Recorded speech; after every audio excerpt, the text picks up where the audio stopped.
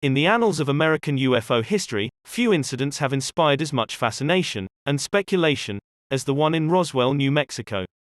In July 1947, something happened northwest of Roswell during a severe thunderstorm. Was it a flying saucer? Was it a weather balloon? What happened? Here's what happened. It began in the summer of 1947, at the dawn of the Cold War, when the U.S. Army Air Forces sent out a shocker of a press release, announcing they'd recovered a flying disc from a ranch near Roswell. More than 70 years later, the incident remains a defining aspect of the area's identity. Sometime between mid-June and early July 1947, rancher W. W. Mac Brazel found wreckage on his sizable property in Lincoln County, New Mexico, approximately 75 miles north of Roswell. Several flying disc and flying saucer stories had already appeared in the national press that summer, leading Brazel to believe the wreckage, which included rubber strips, tinfoil, and thick paper, might be something of that ilk. He brought some of the material to Sheriff George Wilcox of Roswell, who in turn brought it to the attention of Colonel William Blanchard, the commanding officer of the Roswell Army Airfield. The next day, the RAF released a statement, writing that, "The many rumors regarding the flying disc became a reality yesterday when the intelligence office of the 509th Bomb Group of the 8th Air Force, Roswell Army Airfield, was fortunate enough to gain possession of a disc through the cooperation of one of the local ranchers and the Sheriff's Office of Chavez County." The following day, the Roswell Daily Record ran a story about the crash and the RAAF's astonishing claim.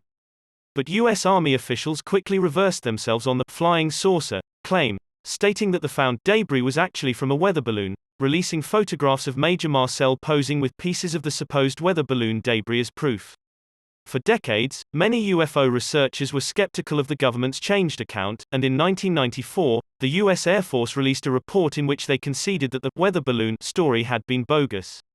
According to the 1994 explanation, the wreckage came from a spy device created for an until then classified project called Project Mogul.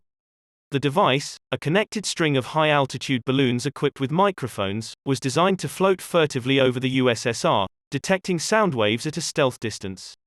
Other elements of the Roswell story, namely that some eyewitnesses claimed that there were alien bodies taken from the site, were explained as fallen parachute test dummies in a more extensive follow-up report in 1997.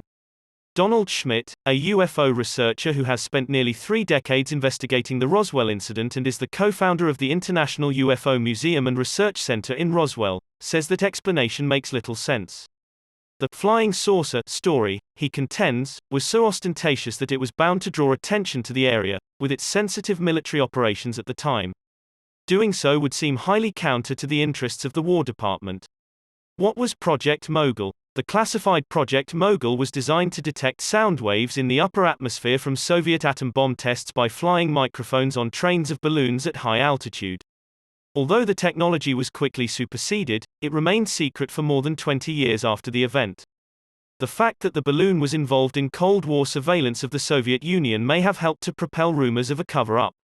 What did other witnesses say? Several people claimed to have seen debris scattered over a wide area, and at least one person reported seeing a blazing aircraft in the sky shortly before it crashed. But the key account came from a former mortician, Glenn Dennis, who claimed in 1989 that a friend who worked as a nurse at the Roswell Army Airfield had accidentally walked into an examination room where doctors were bent over the bodies of 3 creatures. They apparently resemble humans, but with small bodies, spindly arms and giant bald heads. In 1995, Ray Santilli, a London-based entrepreneur, released footage of an alien autopsy performed in Roswell in 1947. Experts immediately ridiculed the footage as a hoax, and he admitted years later that it was almost entirely fake. Nevertheless, Santilli insisted real footage existed, but due to its poor condition he had been forced to recreate it. Roswell, the UFO capital of the world because of the huge notoriety surrounding the Roswell incident, the town has become ground zero for UFO conspiracists. Each year on the anniversary of the story, thousands of enthusiasts embrace all things alien and paranormal at a UFO festival. There, they can dissect mock alien bodies and take part in scientific experiments. Last year, to mark 70 years since the incident was first reported, around 38,000 people turned up. That's all the information I could collect. What do you think happened in Roswell? Leave a comment and let me find out.